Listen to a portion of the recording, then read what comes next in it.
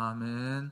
오늘 여러분들 이 예배당에 올라올 때 불편한 마음들이 있고 또 불평할 수밖에 없는 그런 일들이 있다 할지라도 오늘 예배를 드리면서 그 모든 것들 다 내려놓고 하나님 앞에 감사함으로 여러분들 삶들이 하나님께서 이끄시는 그런 삶들로 되어지기를 다시 한번 주의 이름으로 축복합니다.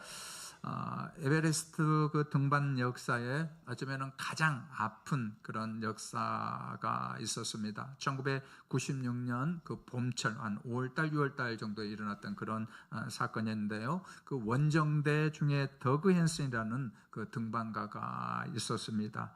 이 사람이 왜 이제 주목을 받았느냐면은 1년 전에 그 에베레스트한 그 정상을 불과 몇 메다 앞에 두고 좀만 가면 되는데 앞에 두고 여러 가지 어떤 조건들이 또 기상악화라든가 이런 것들이 좋지 않아 가지고 다시금 그 가운데 돌아왔던 그런 어떤 아픔의 역사가 있었습니다.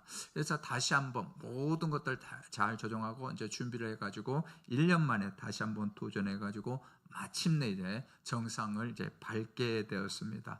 여러분 그러나 이제 그 산 이제 등반했을 때에 뭐 정상 올라간 게 그게 결승점이 아니지 않습니까? 그건 정상은 반환점이고 어떻게 해야 되죠? 다시 이렇게 내려와야. 그때 내려와서 살아 있어야 그때 이제 등반이 이제 완성됐다라고 이렇게 말을 합니다. 그런데 이제 그 정상을 이제 밟고 내려오는데 여러 가지 조건이 좋지 않았습니다. 특별히 이제 날씨가 너무나도 좋지 않았습니다. 눈보라가 몰아치고 이제 그런 상태였는데, 그런 이제 더그 헨슨이 지치고 해가지고 사고를 당해가지고 내려올 수가 없었습니다. 그래서 이제 그를 이제 구하기 위해서 아주 그게 베테랑 그 가이드가 함께 있었는데 그 사람도 같이 사고를 당했습니다. 그때 사고를 당한 사람이 몇 명이냐면 총 8명이 사고를 이제 당했습니다. 근데 그 중에 일부는 이 하산하는 그 과정 속에서 이렇게 생을 이제 마감했습니다. 이걸 이제 설교를 준비하면서 이제 자료를 찾아보니까 이렇게 다큐멘터리로 이렇게 제작이 됐더라고요. 그때 생존한 사람들이 그때 상황이 얼마나 그때 처참했는가 그걸 이렇게 보여준 다큐를 이렇게 봤습니다. 에베레스트 그 등반제 사망 연구를 한 그 부분이 있는데 거기 보면 우리 눈길을 끄는 그런 통계 자료가 하나 있습니다. 해발 이제 8,000m 그 이상까지 이제 오른 다음에 그때 이제 목숨을 잃은 그 인원이 이제 한 94명 정도 되는데 그 중에 53명 그러니까 퍼센티지로 한 56%가 정상을 밟고 정상이 아니에요. 정상을 밟고 내려오는 그 중에 그렇게 사고를 당해서 목숨을 잃었다라는 그런 통계가 나오고 있습니다.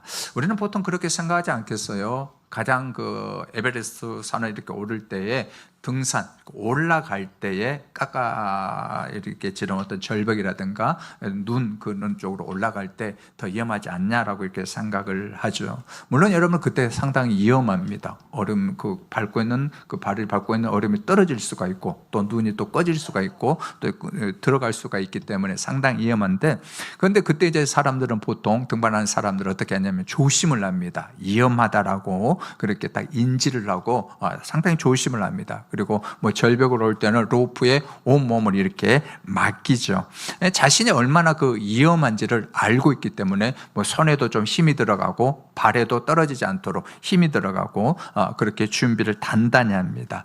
그런데 정말 위험할 때는 언제냐면은 이것을 다 마치고 난 다음에, 그죠? 다 마치고 난 다음에 이제 이런 어떤 그 때가 오는 거죠. 이제 큰 고비를 넘겼다. 이제는 좀 안전하다라고 할 때에 바로 그때가 위험한 거죠. 그때는 왜 그렇죠? 이제 긴장감, 그죠? 손에 막 힘을 줬던 것, 발에 손에 힘을 줬던 그런 어떤 긴장감들이 다 풀어집니다. 자, 그러면서 이제 어떤 느낌이 오냐면 마치 평지처럼 그런 느낌이 오게 됩니다. 바로 그때 평지처럼 이제 느껴지는 그때에 가장 위험한 일들이 그때에 에베레스트 그 등반할 때에 등반가들에게 일어난다라고 얘기를 합니다. 저는 이것을 이렇게 표현하고 싶습니다. 평지망각증. 실제로는 평지가 아닌데, 그죠? 평지처럼 착각하는 그런 망각증이라고 저는 이렇게 부르고 싶습니다. 우리는 어떨까요? 우리에게는 여러분들은 평지망각증 그런 게 없을까요? 우리도 있을 수 있습니다. 인생의 광야에서 우리는 하나님 없이는 못 산다고 하나님을 꽉 붙듭니다. 힘들고 어렵고 그럴 때 하나님을 꽉 붙듭니다. 이제 그러면서 어느 정도 시간이 지나고 어느 정도 문제가 해결되면은 인생의 평지에 들어서면은 왠지 하나님을 놔도 될 것 같은 그런 어떤 순간에 접어들게 됩니다.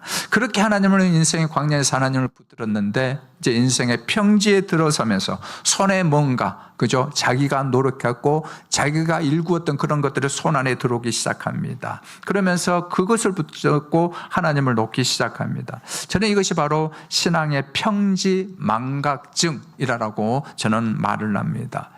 저는 본문의 말씀이 그러한 상황을 대비해 가지고 미리 하나님께서 예방 주사를 주는 그런 말씀입니다. 오늘 말씀은 40년의 그 거친 그 광야 생활을 이제 끝내고 이제 약속의 땅을 진짜 눈앞에 이제 두고 출애굽 2세대들, 1세대들은 여호수아 갈렙을 빼놓고 이제 모세도 좀 이따 죽을 텐데 그 인원만 빼놓고 다 죽었습니다.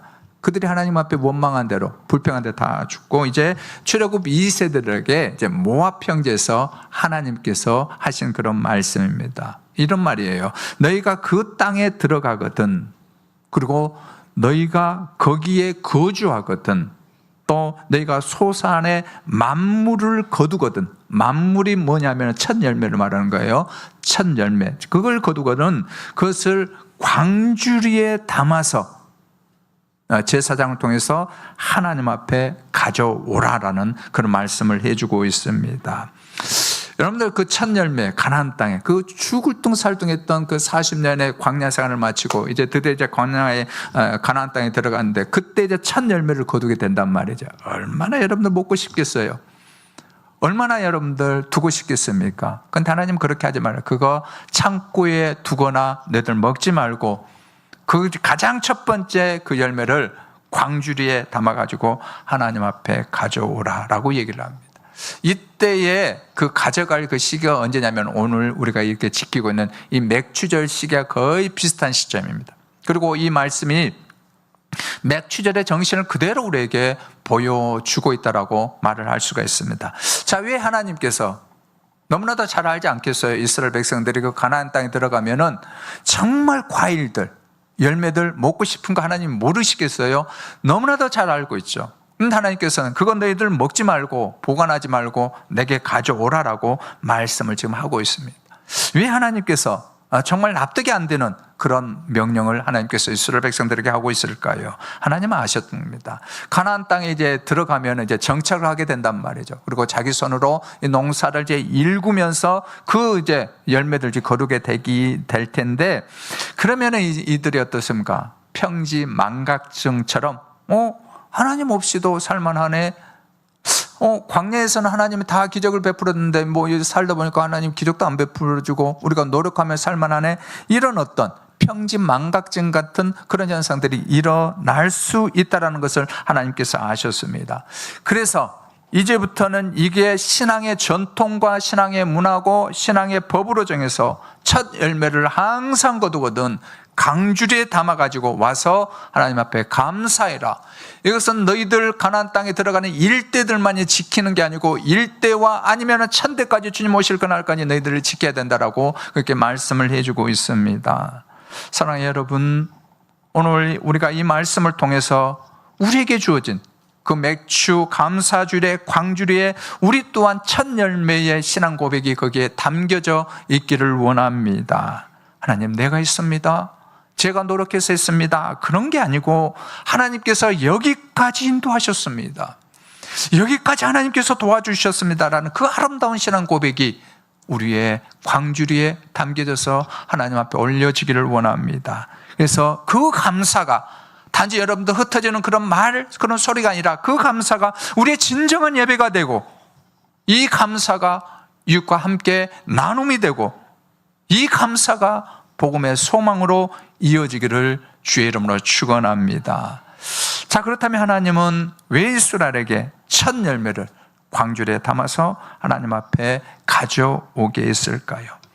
이 첫 열매 고백을 통해서 하나님의 진정으로 받으시는 그 감사의 그 본질을 함께 살펴보면서 은혜를 받기를 원합니다. 그 첫째는 기억함으로 감사하십시오. 우리 같이 한번 따라해 볼까요? 기억함으로 감사하십시오.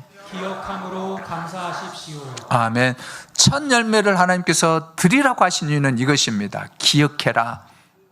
기억하라라는 거예요. 자, 기억이 어떤 기억인지를 한번 살펴봤는데, 오늘 본문 1, 2절을 보면은 하나님께서 이스라엘 백성들이 가나안 땅에 들어가 첫 수확한 것은 반드시 어느 도구가 있어서 그 광주리에 담아가지고 하나님께서 택하신 그 장소로 가져오라라고 말씀을 하고 있습니다. 왜 여러분들 그 광주리의 첫 번째 첫 열매를 이렇게 하나님께서 강조를 하고 있을까요? 성경에서 첫 것, 그리고 맛, 그때 맞이 이런 것들 있죠. 여기서 뭐냐면은 그거 전체를 대표하는 거예요. 그냥 그것만 가져가는 게 아니고 전체를 대표하는 그런 의미를 가지고 있습니다. 여러분, 이스라엘 백성들 가운데 장자 있죠. 장자, 큰 아들. 이 큰 아들은 원래 하나님 앞에 드려진 그런 존재였습니다. 이스라엘 백성들이 애굽 땅에 있을 때에 애굽에 있었던 모든 장자들은 다 죽었는데 이스라엘 백성들은 다 살아났습니다. 거기에 살아남은 그 부류 중에 장자들도, 큰아들도 다 살아남았습니다. 이 큰아들은 하나님 앞에 바쳐진 그런 일들, 쉽게 말하자면 하나님의 일을 위해서 드려진 그런 존재였습니다. 그런데 하나님께서 어떻게 하냐면은 이 장자들을 그냥 다 데리고 오면, 그 집안에서 데리고 오면 또 안 되지 않습니까? 그래서 이 장자들을 뭘로 대속을 해주냐면 레인이죠. 레인으로 대속을 해준 거예요. 레인이 하나님의 일을 하도록, 성막이라든가 성전에서 일을 하도록 그렇게 대치를 그렇게 시켜줬습니다. 그래서 이 이스라엘 모든 장자들은 다 하나님의 것으로 이렇게 해줬습니다. 짐승들도 보면, 집안의 가축들도 보면은 첫 번째 난 것은 모든 것들이 다 하나님 앞에 드려지도록 그렇게 했습니다. 8일째가 되면은 하나님 앞에 번제로 이렇게 다 드려지는 그런 어떤 걸로 하나님께서 삼으셨습니다. 거기에 이제 같이 해가지고 첫 열매도 마찬가지입니다. 첫 열매도 어떻게 하고 있습니까? 하나님 앞에 먼저 드려라라고 얘기를 하고 있습니다. 자, 이것은 뭐냐면은 내가 노력해서 일부분만 드립니다, 그런 게 아니고 이런 고백이에요. 여기는 중요한 신앙 고백이 있습니다. 첫 열매를 드려라라는 것은 뭐냐면 하나님께서 제게 주신 모든 것이 다 하나님의 것입니다라는 거예요. 우리가 먹고 입고 자고 우리가 살아가는 그 모든 것들이 무엇이라는 거죠? 다 하나님의 것입니다라는 그 신앙 고백이 첫 열매를 드리는 그 가운데 있다라는 것입니다. 자, 이것을 좀 더 쉽게 말씀을 해보겠습니다. 이건 뭐냐면은 삶의 주인인 누군가의 문제, 삶의 주인, 첫 열매를 드린다. 여러분, 우리가 11조를 드리고 우리가 신앙생활을 할 때 어떤 것들을 드린다 이렇게 했을 때에 그건 어떤 것을 그 영적인 의미가 있느냐면은 바로 이거예요. 삶의 주인이 누구인가예요. 그냥 여러분들 교회 드리는 거 아깝고 이게 중요한 게 아니에요. 제가 여러분들 11조 강조하는 그거 아니에요. 제가 여러분 분명히 가르칩니다. 이건 뭐냐면은 내 삶의 주인이 누구냐라는 거예요. 내 인생의 주인이 누구냐, 그걸 우리에게 계속해서 여러분 첫 열매를 통해서 묻고 있는 것입니다. 더구나 우리가 이 부분을 살펴보면 더 이해가 될 것입니다. 지금 이스라엘 백성 들어가기 가나안 땅은 거기에 농사의 신이 있었습니다. 그리고 풍요를 가져다 주는 그 신이 있었는데 많이 들어봤어요. 바알과 아세라 신이었습니다. 그러니까 이제 이 바알과 아세라 신은 우상을 딱 섬겨놓고 만들어 놓고 이제 거기다 절하니까 어떻습니까? 이 바알과 아세라는 눈에 보이는 신이에요. 그런데 하나님은 보입니까? 안 보입니까? 안 보이는 신이에요.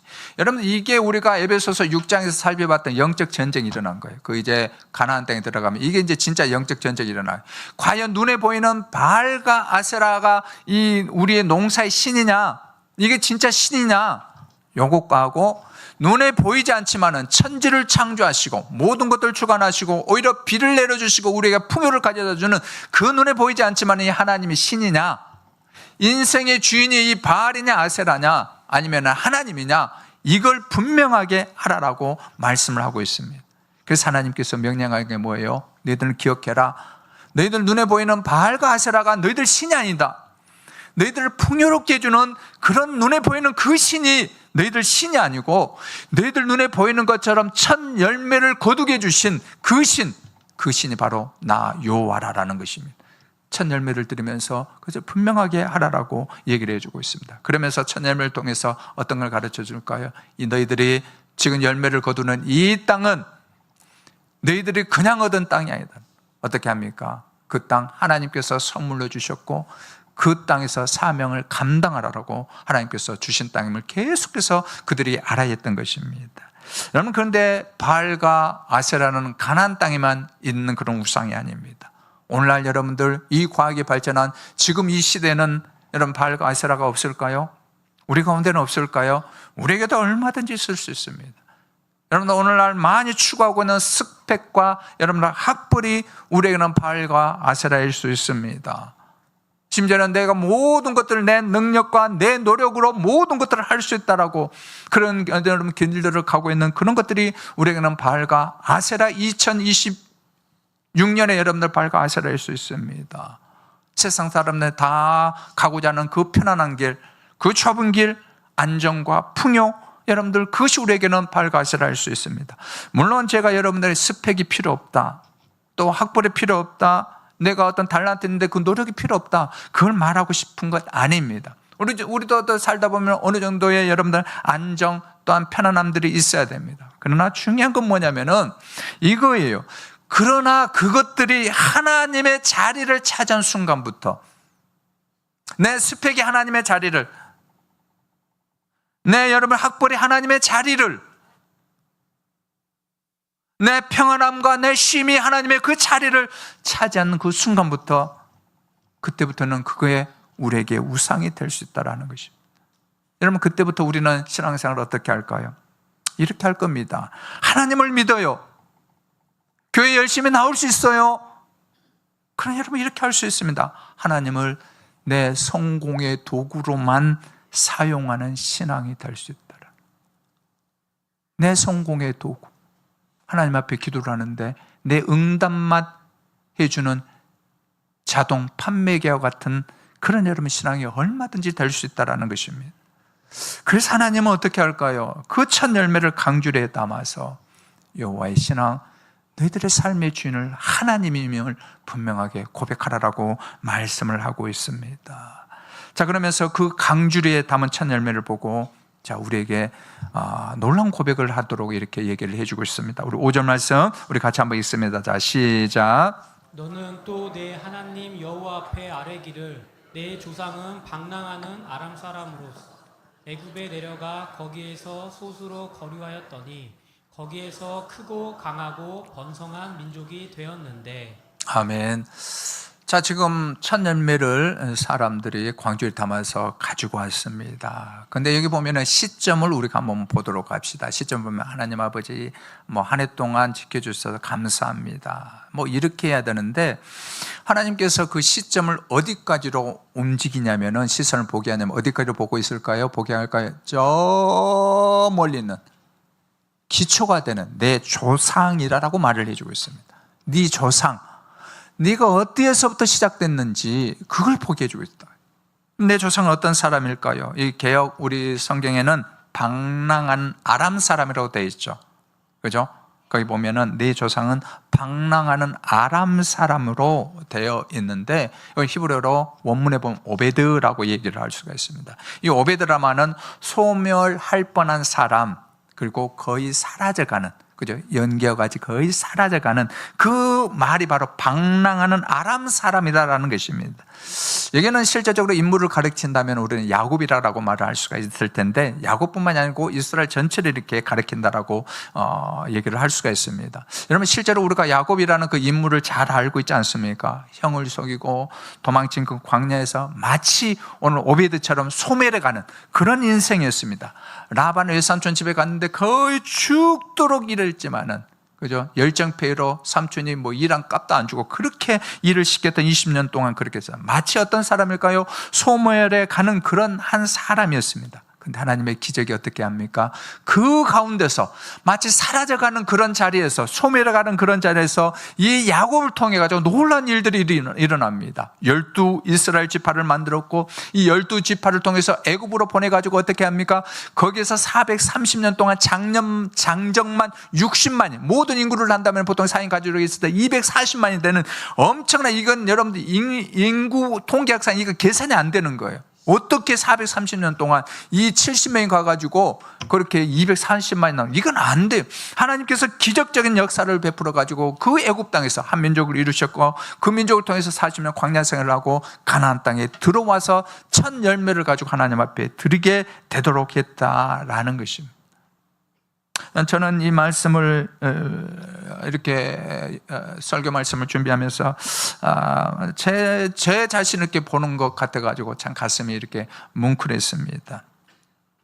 고향 이제 어촌에서 자라면서 우리 집이 배를 냈지만 우리 아버지가 맨날 힘들게 이렇게 해가지고 정말 힘들었던 것 같아요. 어렸을 때 우리 어머니가 그래서 해녀질을, 그 힘든 그 해녀질을, 아버지는 맨날 배 가가지고 안 되고 어머니는 그 돈 메꾸고 그런 일들이 이제 반복됐다고. 그러다 보니까 쌀밥을 제대로 먹지, 원래 촌에는 쌀이 별로 없고 거의 보리밥이었습니다. 제가 지금 생각해 보니까 3분의 3 이렇게 보면은 보리가 3분의 2가 섞이고 쌀이 3분의 1 정도. 여러분 어느 정도 아시겠죠? 이 비율이 어느 정도. 그러니까 짭짭한 그런 밥. 계란구이도 얹어 놓지 못한. 그래서 제가 이 도시락을 싸들고 때 제일 이게 힘들었던 게 뭐냐면 학교 다닐 때 그 식을 안 줬거든요. 그래가지고 학교 다닐 때 이 짭짭한 검은 보리밥에 또 김치 또 담아준 그걸 들고 가서 이제 오픈해야 되잖아요, 도시락. 그때 정말 이렇게 참 그랬습니다. 오죽했으면 제가 초등학교 또 중학교 때 그 육상을 이렇게 해가지고 선수할 때 영양이 부실하잖아요. 그 보리밥 먹고 뭘 뛸 수 있겠어요, 그죠? 부실하고 그러다 보니까 그때 담당했던 체육 선생님이 안쓰러웠던가 봐요. 그래가지고 저를 또 본인 집에 데려가가지고 소고기를 사 먹이고 또 좋은 영양을 보충을 이렇게 시켜줘가지고 오늘날까지 제가 이렇게 지탱하고 있는 것 같습니다. 근데 지난 삶들을 이렇게 쭉 돌아보면 참 감사한 거예요. 내가 지금 추자에 있었으면 배 타고 그래야 될 텐데, 근데 하나님께서 육지로 나와서 공부할 수 있도록 길을 열어주셨고, 또 사명을 주셔서 목사가 되게 하셨고, 또 우리 귀한 우리 동강교회 만나서 여러분들과 함께 교회를 섬기게 해주신 거 너무나도 크신 하나님의 은혜인 줄 믿습니다. 사랑하는 여러분, 지금도 여전히 힘든 삶 속에서 어렵게 살아가고 계신 분들이 분명히 있습니다. 잠깐 그러나 지나가는 광야의 삶이 끝나면은 우리를 위해서 예비하신 그 젖과 꿀이 흐르는 그 가나안 땅이 있다라는 것을 꼭 믿고 나아가기를 원합니다. 그래서 저는 우리 성도님들이 이런 고백이 꼭 일어났으면 좋겠다라는 그 가슴 뜨거운 마음이 있습니다. 마치 다윗이 고백했던 그 왕의 자리에 앉았을 때 했던 뜨거운 고백이 있는데, 그게 사무엘하 7장 18절인데 정말 여러분들, 하나님 나에게도 우리 가정에도 이러한 고백이 일어나기를 원합니다라는 그런 심정으로 우리 믿음을 한번 크게 한번 읽습니다. 사무엘하 7장 18절, 자 시작. 다윗 왕이 여호와 앞에 들어가 앉아서 이르되, 주 여호와여, 나는 누구이오며 내 집은 무엇이기에 나를 여기까지 이르게 하셨나이까. 아멘. 여러분들 참 이 고백을 한번 들어보시길 바랍니다. 다윗이 이제 왕의 자리에 앉았습니다. 왕의 자리에 앉아보니까 자기가 누군지를 알거든요.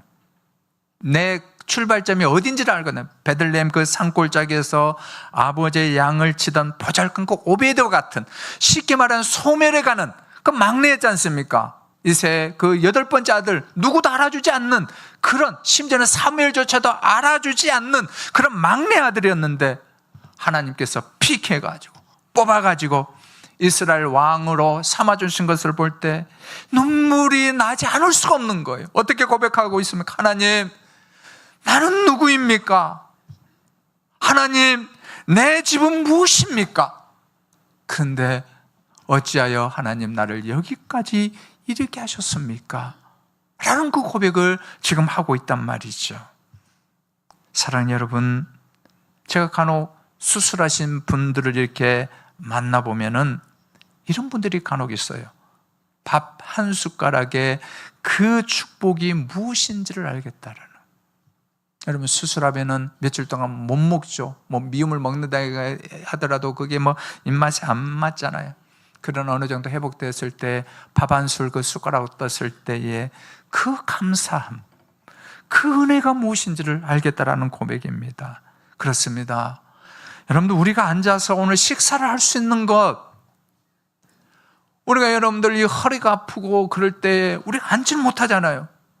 그런데 우리가 식사를 할 수 있다는 것, 이 자리에서 여러분들 지난주도 보고 오늘도 우리가 보면서 함께 예배를 드릴 수 있다는 것, 아까도 얘기했던 것처럼 팥숟가락 하나를 들고 우리가 식사를 할 수 있다는 것이 하나님의 은혜입니다. 그래서 오늘 이 시간 여러분들 다시 한번 여러분들 나 자신 한번 보기를 원합니다. 내가 누구였는지, 그리고 내 근본이 어디였는지를 한번 돌아보기를 원합니다. 그런데 그렇게 할 때에 여러분 아직 해결되지 않는 인생의 문제, 힘든 부분들이 있다 할지라도 그동안 하나님께서 하나씩 해결해 주셨고 여기까지 왔기 때문에 우리 또한 모든 것을 초월하여 우리가 고백하게 될 줄 믿습니다. 그 고백은 이것입니다. 하나님, 그래도 감사합니다. 그리 아니하실지라도 하나님 감사합니다. 하나님, 그렇지만 감사합니다. 그러나 또 감사합니다. 라는 고백이죠. 이 기억의 고백을 우리 또한 여러분 광주리에 담아서 감사를 회복하는 그런 삶들이 되어지기를 주의 이름으로 축원합니다.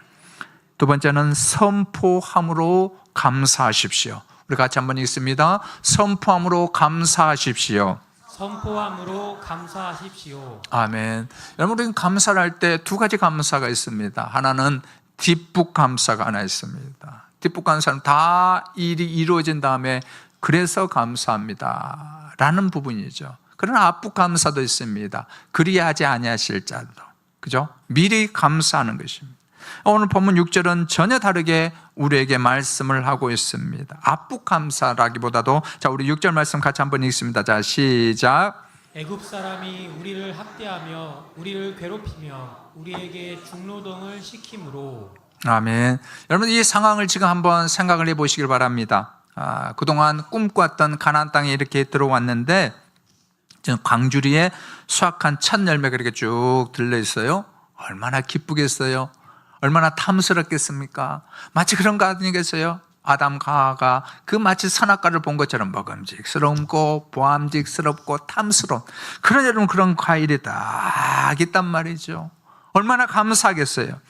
그런데 하나님은 그 자리에서 그 광주리에 가져온 그 첫 열매를 바라보면서 풍성한 열매만을 말하라고 하지 않고 있습니다. 오히려 그들의 입술에서 이 말을 해라라고 하나님께서 명령합니다. 어떤 말씀이냐면 학대, 그리고 노여움, 괴로움, 그리고 중노동을 당했다라는, 정말 다시 한번 입에다가 담고 싶지 않는 그 단어를, 과거 때 그들의 조상들이 그토록, 그리고 그들이 그토록 고생했던 학대를 당하고 또 괴로움을 당하고 중노동을 당했던 그러한 삶의 흉터를 너희들 그대로 고백해라라고 말씀을 하고 있습니다.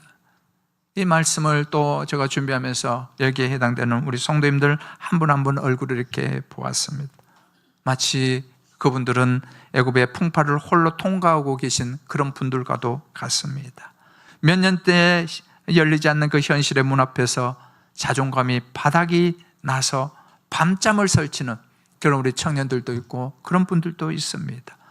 직장에서 겪는 압박도 스트레스도 이번 한 주간만 내가 참아보자, 이번 한 달만 한번 버텨보자라는 그런 심정으로 견뎌내는 그런 분들도 있습니다. 어떤 분들은 자녀 때문에 속이 까맣게 타들어가서 차마 누구에게도 말을 하지 못하고 밤마다 베개를 적시는 그런 부모들도 있는 것을 압니다. 또 어떤 분들은 병원의 실수로 몸이 예전에 그런 몸으로, 건강한 몸으로 돌아오지 않는 그런 안타까운 심정에 있는 그런 계신 분들도 있는 것을 봅니다. 하나님은 이러한 고통 속에 있는 그런 분들을 전혀 외면하지 않았습니다. 무조건 참아라라고 하나님은 말씀하고 있지 않습니다. 하나님은 오히려 이렇게 하라고 합니다. 하나님, 그때 정말 아팠습니다. 하나님, 그때 정말 저 힘들었습니다. 하나님, 그때 정말 막막했습니다 라고 말을 하라는 것입니다. 자, 그러면서 그런 상황 속에 있을 때 이스라엘은 그 고통 속에서 무엇을 했는가 우리에게 보여주고 있습니다. 우리 7절 말씀 우리 같이 한번 읽습니다. 자, 시작. 우리가 우리 조상의 하나님 여호와께 부르짖었더니 여호와께서 우리 음성을 들으시고 우리의 고통과 신고와 압제를 보시고. 아멘. 이런 여러분들 중노동과 그런 학대를 당하고 있었을 때 그 다음에 이스라엘 백성들이 했던 게 뭐냐면, 우리가 애굽 땅에서 그들이 했던 일들 잘 알고 있을 것입니다. 부르짖었다라는 거죠. 부르짖었다. 그래서 남들이 듣기 좋게 화려하고 여러분들 미사여구를 그런 속한 그런 기도문이 아닙니다. 고통 속에서 그 고통이 너무나도 무거워가지고 기도가 잘 나오지 않습니다. 문장이 맞지를 않아요. 그러나 그 안타까운 마음으로 가슴을 쥐어짜면서 교회 앞에 나와가지고 부르짖는 그런 기도죠. 하나님, 제발 이번 한 번만 살려주십시오. 하나님, 제발 이번 한 번만 내 아이 좀 하나님 붙들어 주십시오. 하나님, 제발 이번 한 번만 우리 가정 한 번만 무너지지 않게 해주십시오. 하나님, 제발 이번 한 번만 내 길을 좀 열어주십시오. 가슴을 쥐어짜면서 부르짖는 그런 기도를 말을 하고 있습니다.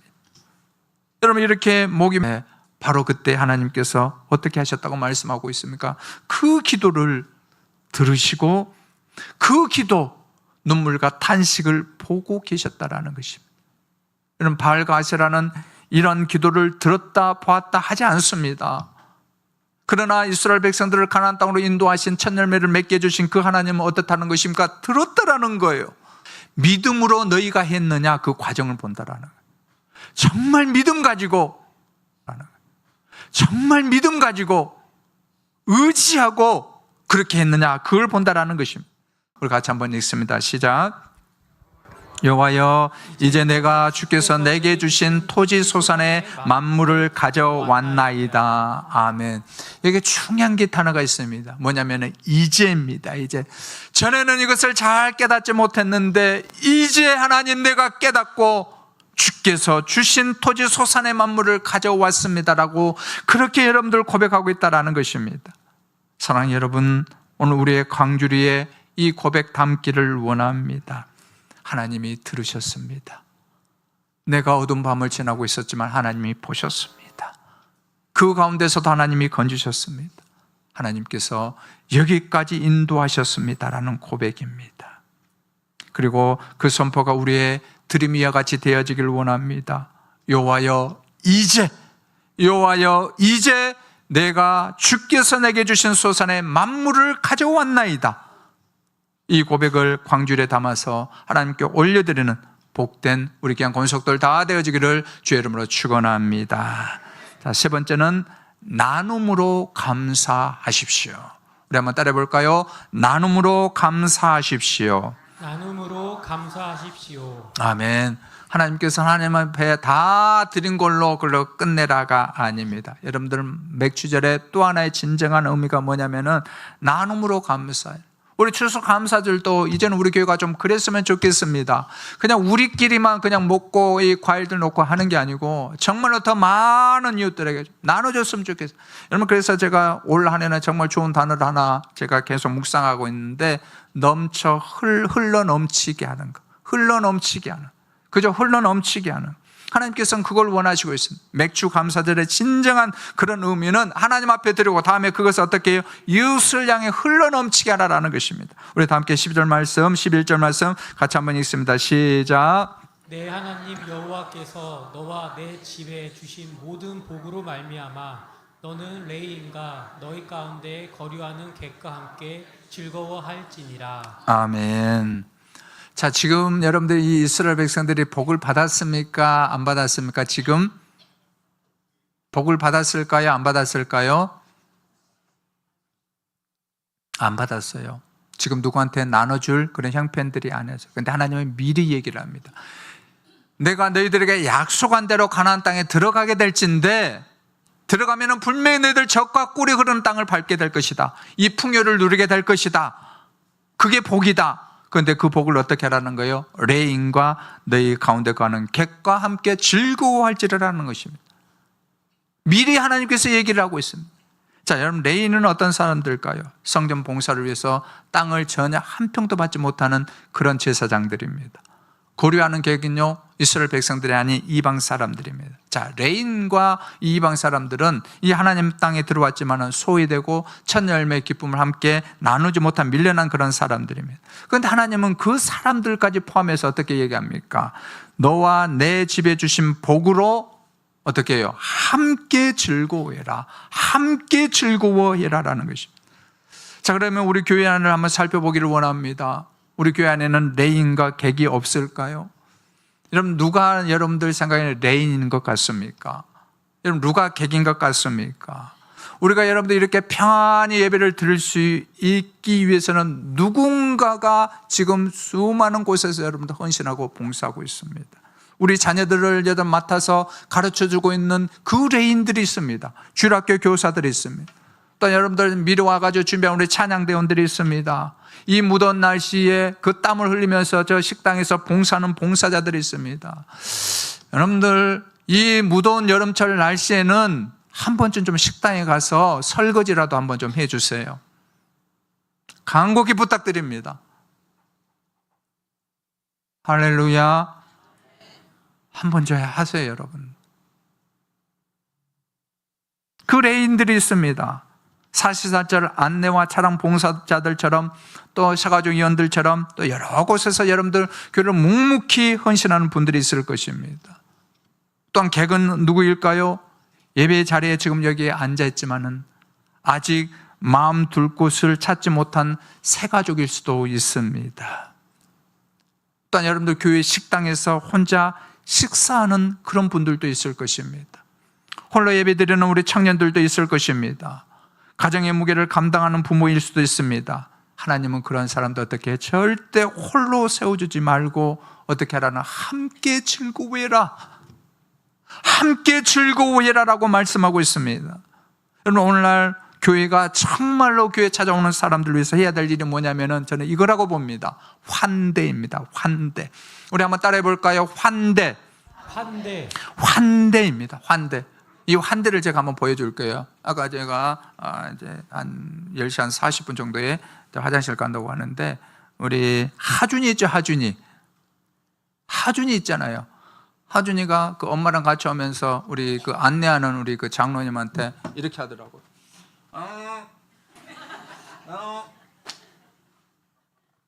여러분, 이게 뭘까요? 하준이 입장에서는 장로님한테 이게 환대예요. 너무 기쁩니다. 너무 감사합니다. 이런 거죠. 우리 나중에 한번 해볼까요? 그렇죠. 교회가 이렇게 해야 되는 거죠. 지난번 행복 나눔 반찬 가게 때 정말 감사했던 일이 있습니다. 그 뭐냐면 우리 교회가 이웃들을 환대하는 그런 모습이었습니다. 제가 이제 사진들이 많이 있는데 몇 개만 있는데, 그날 또 비가 오는 그런 날이었지 않습니까? 그런 와중에 또 지역에 많은 분들이 교회에 와서 찾아오시고 식사를 하시고, 어떤 분은 2-3번까지 오신 분들도 있더라고요. 그리고 그렇게 전도회도 안 오시던 주변에 있는 분들이 이렇게 올라오신 것을 봤습니다. 그분들이 왜 오셨을까요? 물론 콩국수가 맛있어서 그렇겠다 했지만은 환대. 음식도 맛있지만은 뭔가 웃음이 있고 기쁨이 있다라는 그런 환대였습니다. 여러분, 이것이 무엇일까요? 바로 우리가 함께 즐거워하는 것입니다. 그런데 사랑하는 성도 여러분, 우리가 왜 이렇게 할 수 있을까요? 우리도 한때 객이었습니다. 우리도 한때 하나님 나라의 식탁에 앉을 자격이 없는 그런 사람이었습니다. 그런 우리를 누가요? 예수님께서 우리를 먼저 십자가로 환대해 주셨기 때문입니다. 오늘 우리의 광주리가 레인과 객을 향해서 열려지기를 원합니다. 우리의 정말 이 감사가 외롭고 그런 상황에 있는 이웃들과 지친 성도들과 다음 세대와 새가족들 향해서 정말 흘러나가기를 원합니다. 사랑하는 여러분, 오늘 저는 말씀을 마무리하면서 이 자리에서 한 가지 말씀을 더 드리려고 합니다. 우리가 왜 이런 삶을 살아야 될까요? 왜 우리가 감사하고 고백하고 우리가 함께 나눔을 흘러넘치게 해야 될까요? 하나님께서 먼저 이 생명의 광주리를 우리에게 주셨기 때문에 그렇습니다. 이게 중요한 거예요. 뭐라고요? 하나님께서 먼저 우리에게 이 생명의 놀라운 광주리를 우리에게 주셨기 때문입니다. 고린도전서 15장 20절 말씀 우리 함께 믿음으로 같이 읽습니다. 자, 시작. 그러나 이제 그리스도께서 죽은 자 가운데서 다시 살아나사 잠자는 자들의 첫 열매가 되셨도다. 아멘. 누가요? 구약에서 그렇게 신명기 20장에 되었던 맛열매, 첫 열매를, 그 열매가 이제는 드디어 누구를 통해서요? 예수 그리스도가 우리에게 첫 열매가 되었다라고 말씀하고 있습니다. 그 첫 열매가 어디에 담겨져 있습니까? 십자가라는 그 광주리에 담겨져 있습니다. 그 광주리를 하나님께서 우리에게 먼저 주셨습니다. 누구에게가 아니라 누구에게요? 우리에게 먼저 주셨습니다. 그래서 우리가 감사할 수 있는 이유, 우리가 정말로 선포할 수 있는 이유, 우리가 레인과 객에게 여러분을 다가갈 수 있는, 나눌 수 있는 이유, 그것은 바로 이것입니다. 십자가의 그 광주리를 먼저 하나님께서 우리에게 주셨고 그 광주리를 먼저 하나님께서 열어주셨기 때문입니다. 사랑하는 여러분, 오늘 우리가 드리는 모든 정성과 감사가 가나안의 축복을 대대로 누리는 동광의 모든 거룩한 성도들 되시기를, 또한 우리를 위해서 생명의 첫 열매가 되신 우리 주의 이름으로 축원합니다. 다 일어나셔서 우리 은혜를 또 우리 또한 바라보면서 결단에 찬양합니다.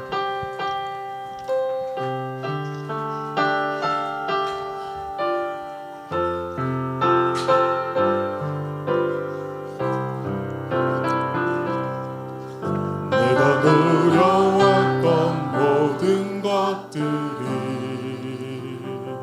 내가 지나왔던 모든 시간이,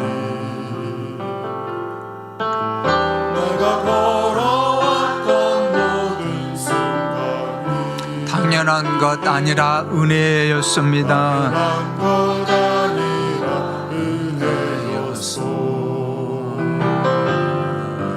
아침에 해가 뜨고 저녁에 노을, 봄의 꽃향기와 가을의 열매, 깨와 가을의 열매,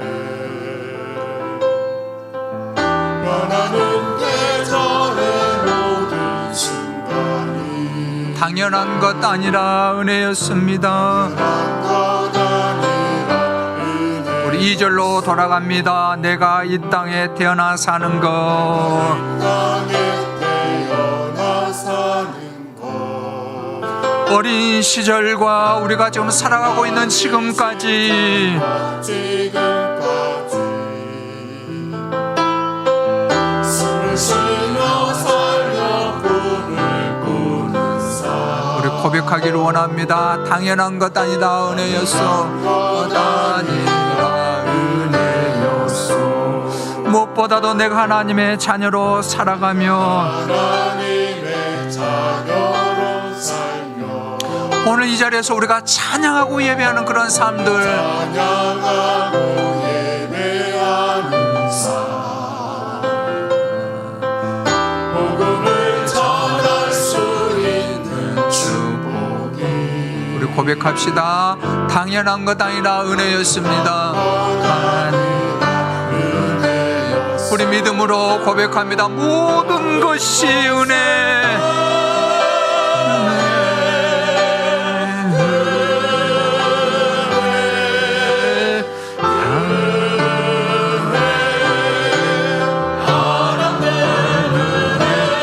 내 삶에 당연한 것 하나도 없었던 것을 모든 것이 은혜. 우리 다시 한번 후렴입니다. 모든 것이 은혜, 은혜.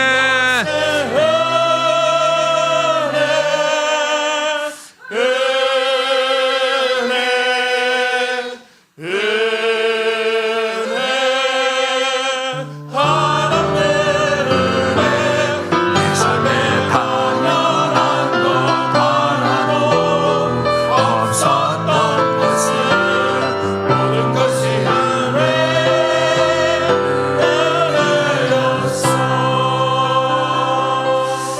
사랑하는 성도 여러분, 우리 함께 고백했으면 좋겠습니다. 주님, 나의 나됨을 기억하며 감사하게 하여 주옵소서. 주님, 들으시고 보시고 여기까지 인도하심을 선포하면서 하나님 감사하게 하여 주옵소서. 하나님 나눔으로 감사함을 삶이 되게 하여 주옵소서. 우리가 이 길을 가야만 되는 것은 첫 열매가 되신 우리 주님께서 십자가의 그 광주리에 그 담긴 그 은혜를 우리에게 주셨기 때문입니다. 하나님 정말로 이 은혜를 받았으니 감사하면서 살아가게 해달라고 이 시간 주여 한번 부르고 주 앞에 간절하게 기도하겠습니다. 주여, 아버지 하나님, 이 시간에 주님 앞에 간절히 기도합니다. 오늘 첫 열매에 담긴 아버지 하나님, 나의 고백이라는 이 말씀으로 우리가 함께 은혜를 나눴습니다. 주님, 나의 나됨을 기억하게 하여 주옵소서. 우리도 아버지 하나님, 오베드와 같은 아버지 하나님, 소멸될 수밖에 없는 그런 아버지 존재들이었지만은 그러나 하나님께서 나를 여기까지 인도해 주셨습니다. 우리가 아버지 하나님 인생의 밤이 있을 때에 들으시고 보시고 여기까지 인도하심을 선포하면서 나가게 하여 주옵소서. 우리 주변에 있는 레인과 객과 같은 그런 존재들을 쓸 때 나누면서 감사하게 하여 주옵소서. 우리 주님께서 아버지 하나님 첫 열매가 되어 주셔서 그 첫 열매를 아버지 하나님께서 우리에게 온전하게 주셨사오니 이 은혜를 받았사오니 우리가 그렇게 살아갈 수만 있도록 도와주옵소서. 아버지 하나님, 우리가 그렇게 살아갈 수만 있도록 은혜를 베풀어 주옵소서. 주님 역사하여 주옵소서. 아버지 하나님, 첫 열매에 담긴 그 고백으로 우리가 나아가기를 원합니다. 무엇보다도 우리가 이렇게 살아갈 수밖에 없는 이유는 우리를 위해서 물과 피를 다 흘리시고 십자가에 죽으신 우리 주님께서 첫 열매가 되어주셨고 그 열매를 아버지 하나님께서 우리에게 주셨기 때문에 이 은혜를 받은 우리가 그렇게 살아가게 하여 주옵소서. 원망하고 불평하는 일들 이전에 감사하게 하여 주옵소서. 감사를 선포하게 하여 주옵소서. 감사를 함께 나누는 삶이 되어지게 하여 주옵소서. 그래서 적과 꿀이 흐르는 그 놀라운 은혜를 대대손손 누릴 수만 있도록 은혜를 베풀어 주옵소서. 지금 길과 진리와 생명 되신 우리 주 예수 그리스도의 은혜와 성부 하나님의 사랑과 성령의 위로 교통하심의 은혜가 첫 열매에 담긴 나의 고백대로 살아가기로 다짐한 이 자리에 모인 귀한 권속들 머리 위에와 우리 동광교회와 이나라 백성 한국교회 위에 이제로부터 영원토록 함께 있을지어다. 아멘.